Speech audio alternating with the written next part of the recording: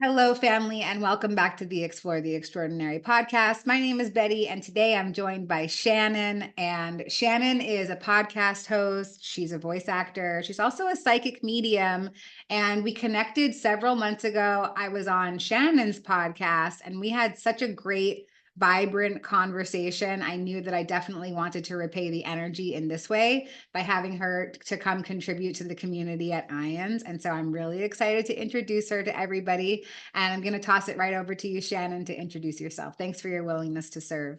Well, thank you for your willingness to serve, Betty. I am a big, uh, I want to say fan of yours, which is kind of a funny thing to say. But I just love everything about you. I just think that your story is so impressive. And not impressed, I don't want to use that word, but I too am a recovering addict. And so I feel so drawn to your story and so inspired by your story. It's just it's just so inspiring to see how someone can turn their life around so fast. It probably didn't feel fast to you, but truly that's why I'm really appreciative of you sharing your story because it does matter and it does give people hope that look, no matter how down you are, how down and out you are, there's always hope and you can heal. So that being said, I will just say that, and I'm not sure where to look because we're not in gallery view. So if I'm looking strangely, that's why my eyeballs are in the wrong direction. But um, I am a podcast host. My podcast is called Magic is Real, and I interview near-death experiencers. But I also interview people who've had spiritually transformative experiences. Generally, I interview people about their own spiritual journeys and about mediumship, spirit connection, metaphysical topics. I'm open, as are you. And so thank you for allowing that space. I am a voice actor and I'm also a psychic medium. And I will just say I was not aware that anyone could be a psychic medium. I didn't realize that we all have this gift. You're a medium, I'm a medium. And it's just a matter of, well, as I've heard it said, everyone can learn to play piano as long as you have hands. And, neurologically you're capable of doing it. But some people are going to be Chopin and some people are going to be just sort of okay at it. So I think we're all very capable of this. It takes belief, it takes faith, understanding, and practice. If you really want to do this work, it's available to you. If you believe in it, you're obsessed about it like I was. So I was a voice actor full time, but I always had this fascination with near-death experiences and the spiritual realm. And I was really into mediums and watching readings. It just gives you that sort of hope and excitement that this isn't all there is. And I felt really inspired by that. So ultimately, I developed a vocal disorder. So I wasn't able to work anymore in voiceover, and I was crushed and devastated. And then the pandemic hit. So during this time, I needed to keep myself busy. I was not working, and I began deeply studying spirituality. And I read a bunch of books by mediums which said that every one of them said, you can learn to do this, which was news to me. I thought you had to be born. And some people are born seeing spirit and really seeing them very clearly. That's not my situation. I was a very, very highly sensitive kid. I was in therapy at age 2 through 5 because they thought I might be autistic because I just so much overwhelm and stimulus, and I stopped speaking for 3 years as a protective mechanism to sort of shut down all of the incoming stimulus. So I know that I was born very, very sensitive. I just didn't know that I was a medium. I now can look back and see that there were experiences I had.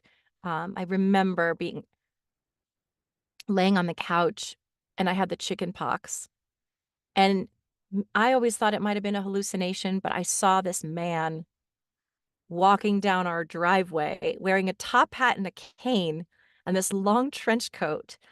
And he was walking down the driveway. And my parents said that I always used to talk about No Man.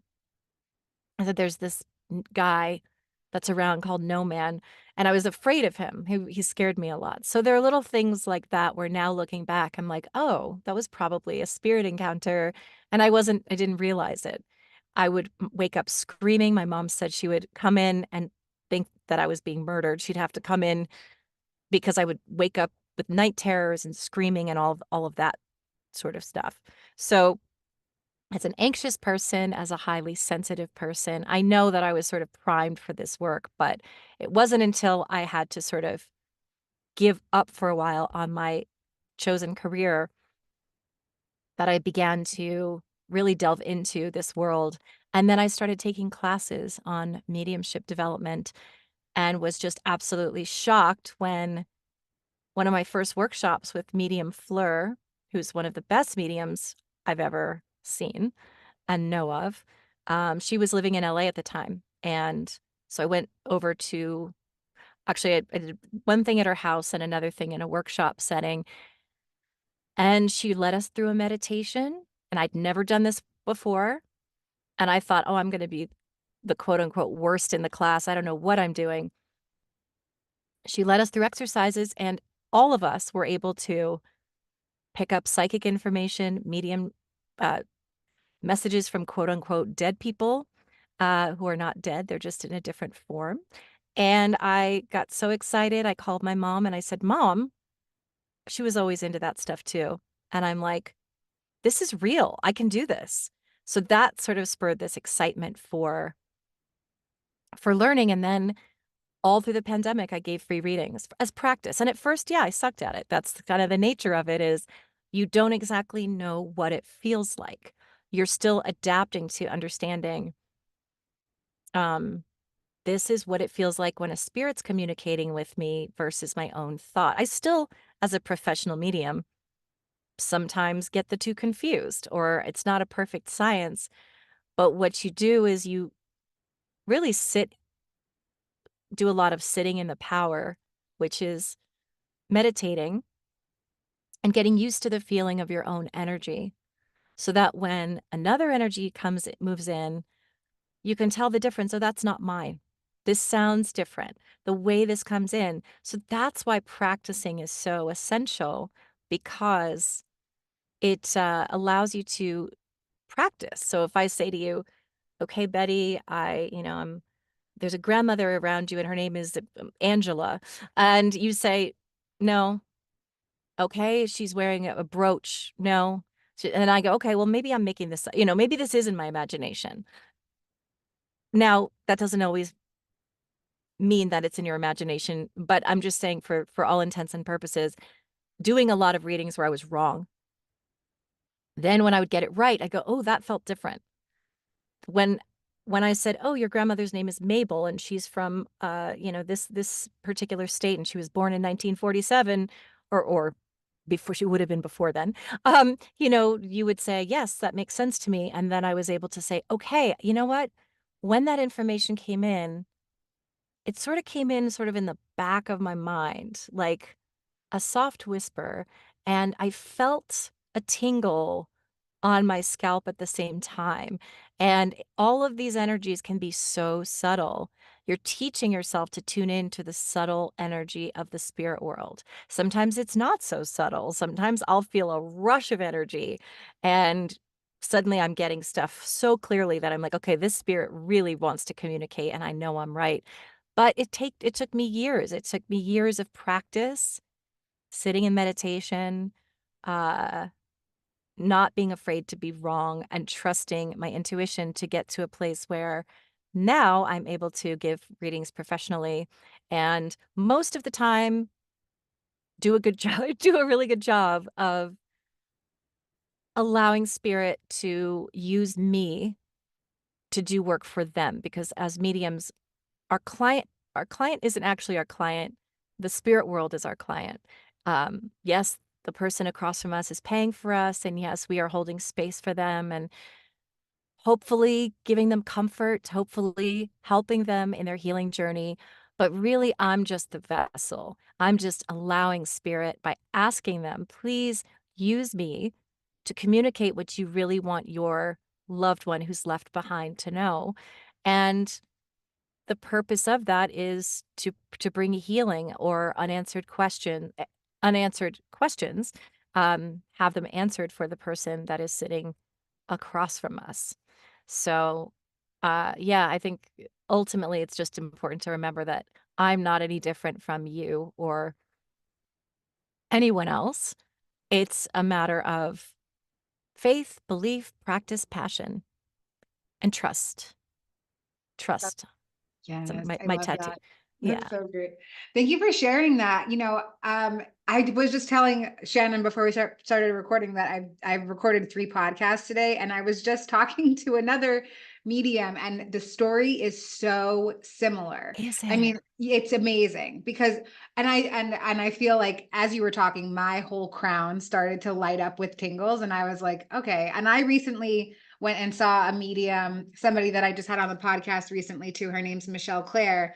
And she was Yeah, saying in my reading, oh, your psychic abilities are opening up. And now I keep interviewing medium after medium after medium. And I feel like perhaps that's a sign from spirit as well. But I I think love it that the is. confirmation that I hear from so many mediums is that we all have access to these abilities. And I think that that's really powerful, especially for people who are looking for a more purpose-filled life, more meaning out of life. How do I achieve these things? And you have access to that intuition the same way that somebody who does it professionally does as well. So I really love that you're bringing that up. And I want to talk about, um, you already said so much about kind of like the self-doubt and getting it wrong and being okay with that. But what do you think, if you could pinpoint a part in your life that kind of really opened up your perception to this realm of understanding, what would you say that it was? I wanna say a couple of things. What it's again, as you know, in evolution, it wasn't one big thing, but it was piecing together all of these things. Um, but honestly, it was my 12-step recovery. So I'm a sex and love addict and a I would say sex, love, and fantasy addict. And so I went into 12-step. I was open-minded, but I never liked group stuff. I never liked the hand-holding aspect and the corniness of that kind of thing. I always thought of myself as like, yeah, I don't know, maybe too cool for that kind of thing, or I don't know, but I went in there agnostic, not spiritual at all. And it was in surrendering to the idea that God might, let's just say, even if you're not 100% sold on this whole God thing, let's just act as if. So pretend it doesn't even matter because the result is the same. You're giving up control, handing it over to a higher power, and trusting that, look, what you're doing, it's not working. So give it up to God, whatever you don't have to call it God, whatever you're comfortable with, source, the universe, handing it over and then watching the miracles happen, which I want to say it's not just God, it's you. I mean, it's also you co-creating with God when you decide, I want to I want to heal. I want to start living with integrity.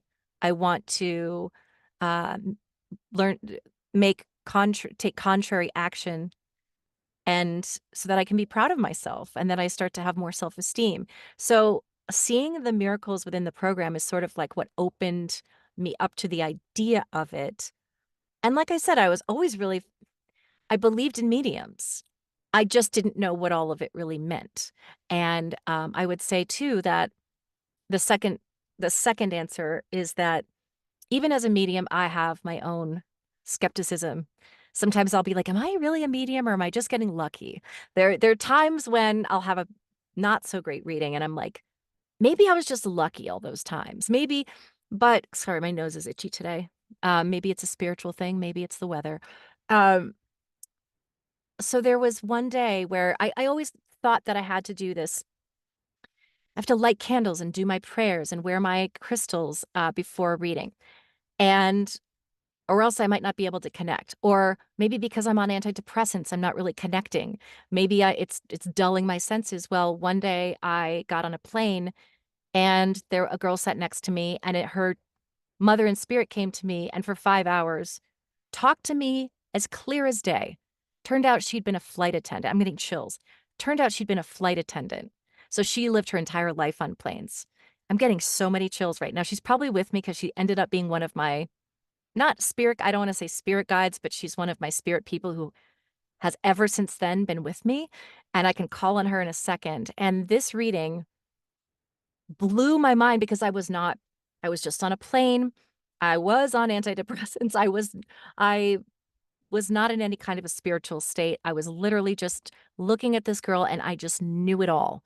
And it just all came out. There wasn't one thing that came out wrong. And the details were like astounding.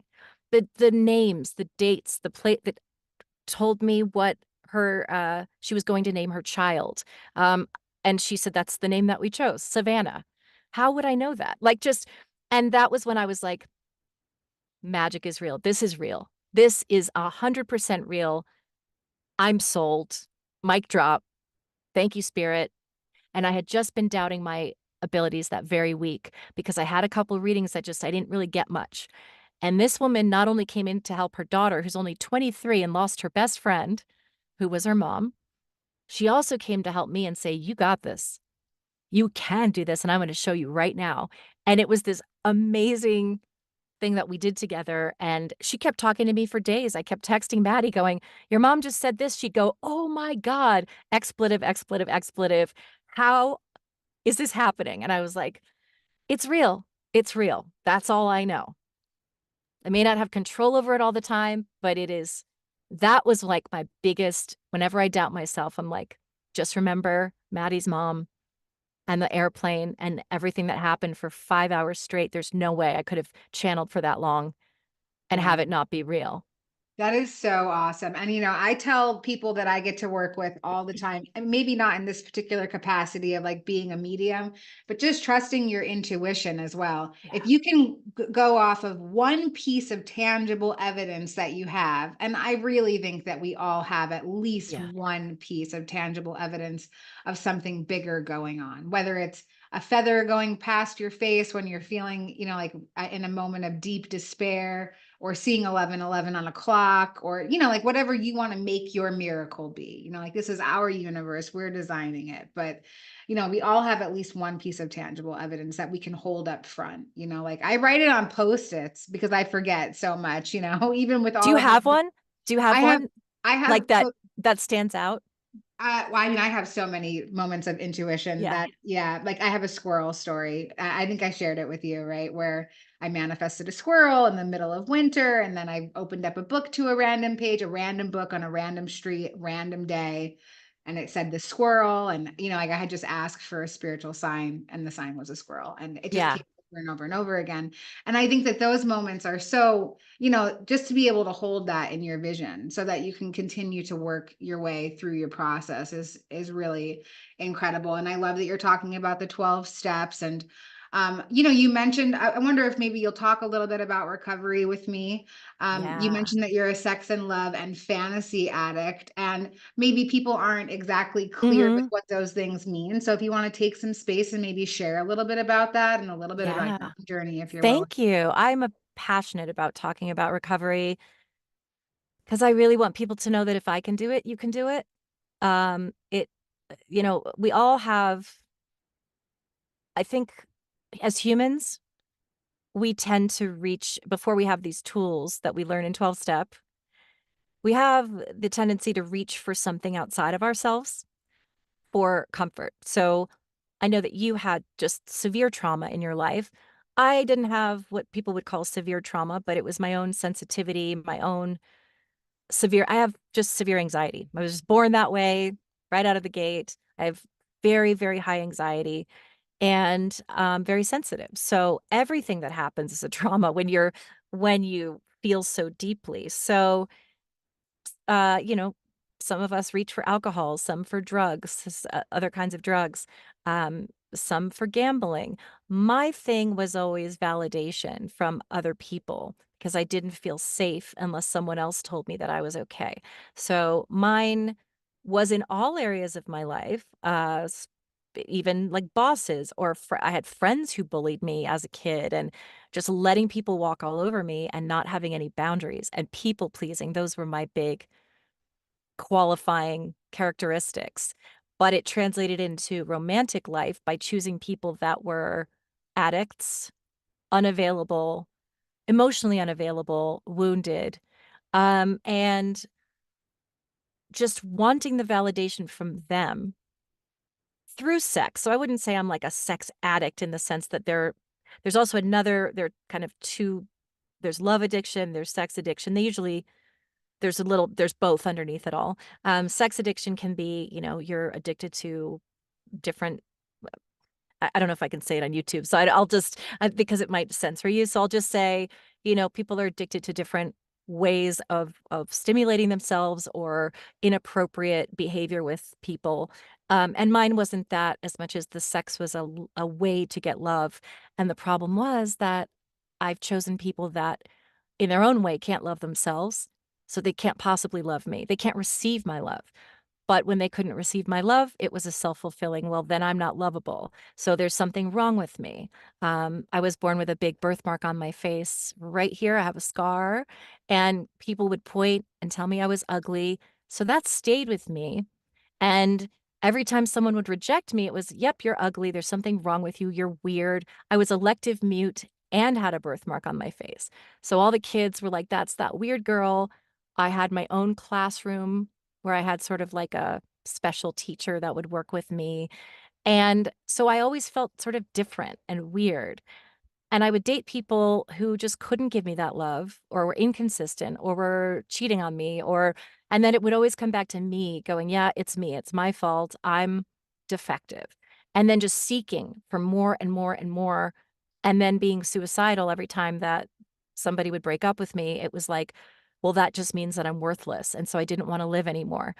So there was just a lot of pain. And, I think thank you for allowing me to speak on this because one thing that I've heard a lot of is when someone comes out as a sex and love addict, a lot of people ridicule that. Oh no, that's just an excuse because they just want to, get laid or like Tiger Woods or Eric Benet or all these celebrities that have come out and people have said, "Oh yeah, right. Like sorry, that doesn't fly." And the thing is that I can tell you the pain is so very real. And I heard a heroin addict in a meeting once say, withdrawal from a person was 100 times harder than withdrawal from heroin because it's a primal instinct. We have oxytocin, dopamine, bonding chemicals. We need connection. Well, when you're connecting with somebody who's unhealthy for you, the whole thing gets skewed. So then we lose our sense of connection. So it really was in the 12-step program of trying to find my own center, but also finding, again, this is not to indoctrinate anyone, but just the concept of God, higher source, that I realized I had to learn to be my own pillar of strength and also have faith in something outside of myself. So learning self-love through acts of service, through living with integrity, through being accountable, through being honest, showing up for other people and also hearing other people's stories and knowing this is so very common. Do you know how many celebrities I've seen in those rooms? Like every people so human to get attached to people. And then the fantasy part, I always thought fantasy addiction was like Dungeons and Dragons. So I never related with that. I was like, that's not me. Or like, then I learned that what fantasy is just sort of having these unrealistic expectations of people, projecting onto them what you want them to be, even just like imagining we'll get married and we'll have a house and we'll do all those things when this person has not given me any reason to think that he's available for that. So it's that kind of thing where I didn't understand what the fantasy part was until much later that I was like, oh yeah, that's part of it is the idealizing of somebody without knowing them, assigning characteristics to them that don't belong to them, wanting them to be somebody that they're not.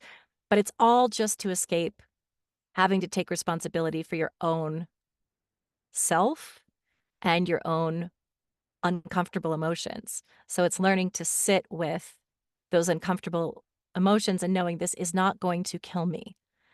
A feelings aren't facts. It's just a feeling. Oof. Yes, preach. Right. Fantasy addiction is one of the layers of my own addiction. Like my addiction showed up in a very tangible, mainstream way with drugs and alcohol. And then in my recovery process, that was just one layer of a Yeah, like just probably an infinite amount of layers to addiction. And what you just said is what it is. It's about the uncomfortable feelings. And in 12-step fellowship, we call it a God-sized hole. I'm trying mhm, to fill this void inside of me that can truly only be satiated with my relationship with a higher power. But, my conditioning in society has never taught me that. It's just taught me that things and people and, like everything that we're indoctrinated with since we're little kids, that those will be the things to satisfy me. But nothing has satisfied me more than my community and being of service to other people and connection to other people. That's the same. feeling that I've been searching for my whole life with outside circumstance. And like I finally found it. And it was so simple, like I mean, like for a Oh, very yes. complicated person, a very simple solution. So it took me a long time to get there, but I love everything that you're saying. And I think that the community aspect of it is so important. I'm wondering within your community, do you find people that kind of speak your language, speak this spiritual talk, like this Oh my whole gosh, other branch that you have? 100%. I was just talking today with my former sponsor, who's now just one of my best friends, and, we are both on the Pattern app, which is an astrology app that you match up with each other, and it tells you what your patterns are based on your birth time and all that, and we just added each other, and it said we have this karmic soulmate connection where we feel it was something about just we feel we elevate each other, and we just have this soul connection, and man, I was like, I love that woman, like, so much because she's an amazing human, but just we both have the same reference. We both started in a very dark, reckless, acting out place, and now, look, we're only human, we're not perfect, but we hung out, we went to I just went through a breakup, and so she's like, instead of me spiraling, uh, this was normally, I thought 10 years ago, I would have been, like, not able to function, not able to eat, I would have lost, like, 10 pounds, I wouldn't have wanted to see anybody. First go-to was, "Let's go do" I went I went to visit her in LA, she's like, "We're gonna go do yoga, we'll hit a meeting, and we're gonna just, like, hang out all day," and we had 6 hours of just yoga and bonding and connecting and talking about our feelings and talking about spirituality, and it was like, "I'm good. I'm good." Like, I feel whole. I also understand the spiritual reason for all of this. In fact, in yoga, I sat there and went at the end as we were doing shavasana, I just said, "My higher self now goes to his higher self," and I said, "Thank you for this experience. Our soul contract has been completed. I love you." And I was like, that's the difference is I now am just like, "Okay, it's all like, I can cope." I don't feel like I know it's not personal. It's not about me. It's just something that it was not serving me right now, and it's all good. And I think that's the gift of program is I wouldn't have been able to feel that sense of wholeness independent of that person. It was that person was a drug to me, and now my drug is gone, and I'm pretty much going to die. Like, I will either take my life or somehow I'll just stop breathing because the pain is too immense. I identify so much with everything that you're saying. And I really enjoy having these open conversations like this because there's so many people out there that don't even know that people talk about this stuff. Yeah, And I yeah. mean, and also to put language around other aspects, I had never heard of fantasy addiction or limerence, which is person Mhm. obsession. I didn't know that there was words for what I was doing. I thought that it was just something Yeah, that I did, me but there's too. lots of people that do it. There's a lot of us out So there that many. do these things. And yeah, like the constant need for like validation from other people. And when, in my life, when I didn't get it, Like when the person rejected me, it was, yeah, like it was the end of the world. Oh, yeah. And today I have so much acceptance. And because I've designed the system of spiritual beliefs and knowing that I live my life by, I can literally be in a state of acceptance. I never in a million years ever could have thought that I could live my life that way. Like I've been rejected so intensely by people. And I just say, okay, this is a soul lesson. I don't like Mhm. this lesson. I Yeah. wish the class to be over immediately, but I accept that this is a lesson. And you know what? Now I know. Now I know for Mhm. next time when the lesson comes up again, I know how to react in a way that it won't be so devastating to me. And I've been able to really like use that as a great coping skill, like that system of beliefs. And so I love that you're talking about, the light at the end of the tunnel. That's Yeah. that's what I'm Yeah. getting out of what you're saying. And knowing that the universe is clearing space for something better, even though it's painful to detach from a person and to go from talking to them regularly for years and all of a sudden no contact and it feels scary, but now I can see, like, this is what's supposed to happen, and it is opening up doors for greater things, and it's always been that way if I just trust. And so it's all good. Like, and I'm not saying don't feel your feelings, like, it doesn't mean I didn't have my grief and I didn't spiritually bypass. Like, I felt the feelings, I cried it out, I talked it out, and then I was like, yeah, and sometimes I'm like, I have a pang, but now I can identify that pang as, like, I miss him. We're friends, like, I miss his company, I miss his presence, I miss the connection, but it's okay. Like, we'll talk again one day. It's all good. It's just I can feel, okay, this hurts. And how does it feel? Well, it feels like a pit in my stomach. My heart feels heavy. That's okay. Like, it's uncomfortable, and I will survive this. I can get through it just with community and with my own spiritual practice. And it's okay also to have bad days, and you're not going to die. Yeah, it's okay to be Yeah. human. We're here to Yeah. be human. I Yeah. love it. Yeah.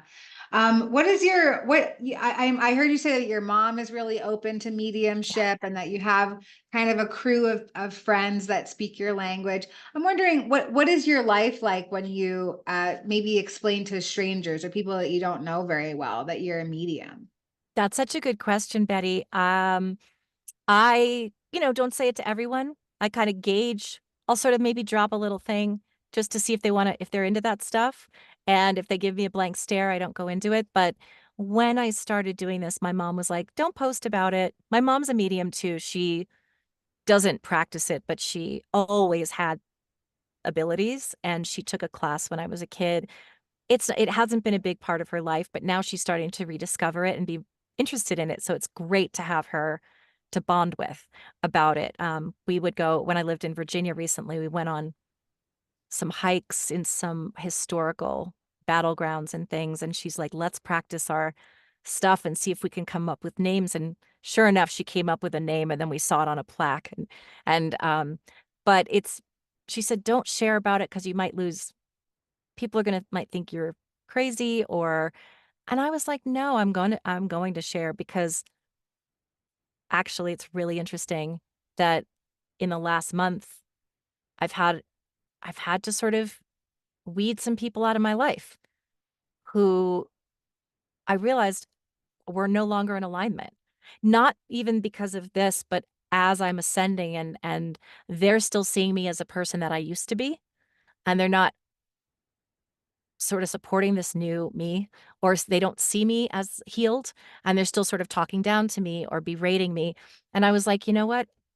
I'm no longer in alignment with people who put me down, trigger my shame, or don't support my growth, and who are basically telling me that my dreams are fantasy or like that I don't because they're kind of using that against me. And I realized that the beauty is that so many people now are supportive, and it's not just my friends, it's like in the greater world, there's been more acceptance and understanding around spirituality, mediumship.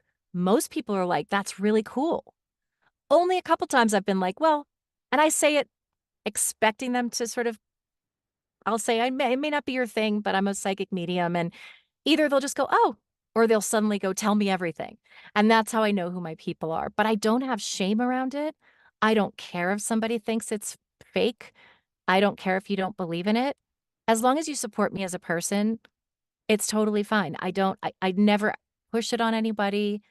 But when you say that you want to talk about it, set your time, like, just, I'm going to be talking about it. And I'm very proud of it and excited about it. And I want people to know because I want them to feel excited about it and to know that this isn't all there is. But as I said, I don't push it on anybody, but I am finding nothing but acceptance. I really have not received any backlash from anybody other than a stranger who's like, you're a fake and a fraud. And I'm like, I just don't respond because if my talk to any of my clients and you don't even have to. It's just they're happy, I'm happy, that's all that matters. It doesn't matter what you think. Yeah. Right. And again, that's like another state of acceptance. And I think that that's proof of spiritual healing. Like Yeah. it takes a very strong, healed person to say, you know what? I don't care what you think. Yeah. I really don't. And Yeah. and I also know I'm not for everybody. I know that. I know that Yeah. my role in some people's lives is to trigger them and to bring up their own things, and they can project it back on me. And and people play that role for me too. But at the Yeah. end of the day, I don't really care what anybody thinks. Number one, I know that we live inside of a dream, so who cares? It's a dream. We're sleeping. I just got this tattoo and it says life is but a dream. There you go. So that's like the one thing that really keeps me level. And then the other thing is, yeah, these deep states of spiritual acceptance and surrender that we get inside of being a part of a spiritual community and doing the Yeah. healing work. I think the 12 steps are such an amazing tool to healing. And I also Yeah. always advocate for A Course in Miracles as well. It's Yes. another wonderful tool for healing. I wonder if maybe we can just maybe switch gears a little bit and talk about your podcast. What Yeah. what brought up this inspiration to interview spiritual experiencers and create a platform for that? I had watched tons and tons of interviews with near-death experiencers, and I was originally motivated to do a podcast about recovery from addiction, and that was what the track was. I had this whole thing where I was going to interview people in recovery, and but it was right around that time where I lost my voice, and I could speak well enough to do a podcast, I just couldn't perform, um, and it was when I started delving more into the spiritual world to heal myself that I just became so obsessed. I was like, actually, this is what I want to talk about. This is what I want to no, not talk about. This is what I want to know about. So selfishly, it was like, I want to hear your story, but I thought no one's going to listen. Who's going to listen to my podcast? They don't know me. I'm not an author. There's so many others out there. What's going to make mine interesting? And then I just sort of felt this pull and saying, but no one's going to do it like you're going to do it. So who cares? Do it for yourself. Do it because you love to do it and talk about it and learn about it. And then I just started with interviewing some friends of mine that were mediums or healers that I knew to start the thing off. And then I ended up, Trisha Barker was my first interview, I think my first near-death experiencer, and I had, like, no followers, and I wasn't even following her on Instagram, but I thought, when I have enough followers, I'll reach out to Trisha, and then one day I don't know, I must have commented on something, and she liked it, so I thought, "That is a spiritual nudge." I wasn't even following her, and I reached out and I was like, "I only have 200 followers, will you be on my show?" And she said, "Absolutely." Now we're great friends, and then she was able to sort of tell people more IANDS people about me and, kinda got into that, and it just became just this whole passion. I actually have started a side podcast called Still Standing, where I do interview people who have come through challenges, recovery, all kinds of different things, because I'm still passionate about the self-help work that I wanna do, but also helping people in the realm of self-esteem and knowing that they can recover. It's like if you, Betty, and I can recover from the dark depths of despair that we were in and the self-harming behavior, anyone can. Anybody. So true. Yeah. I mean, I love this space that you've created. I mean, yeah, you're so eloquent, and obviously you have an amazing voice. I know that you already know this. It's very Thank you. soothing to listen to you talk.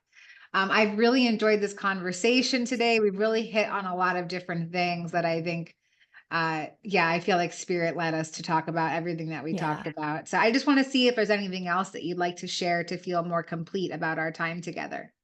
I you are also a wonderful interviewer and person. And no, I just really want to thank you too for the work that you're doing and you're doing it for a community, but in the process of it, you're continuing to heal yourself. And it's only when we heal ourselves that we can contribute that energy to universal healing, to helping in a world that seems so horrible at times, and we're so powerless to do anything. But we can do something, and that is just to keep radiating our light and raising up our vibration and saying no to hate and violence and even just small thinking. It's been a theme this last week, which is just don't stop keeping yourself small and shine your light and don't be afraid to shine your light because the world needs it. It's not arrogant, it's not conceited to shine, to own your strengths, to love yourself. It actually helps everybody else too. So that's about it. Brilliant synchronicity. Literally all week, my intuition has been you did not come to Earth to play it small. Be big, be bold. Marianne Williamson's poem keeps popping up That's what I everywhere. posted. You posted it. That's the poem I posted. Yep. Somebody else posted it too, and I just keep seeing it over and you know what? When you posted that, it was right on time because I needed it in that exact moment. And then I saw another person post it too, and it was just this whole ripple, and Oh, yeah. it was so strong. And so, yes, thank you for coming here and being big and bold and as bright as you are, and this wonderful light in the world. And thank you for your contribution to our community. And we'll see you next time. Be Hi, wavy. Betty.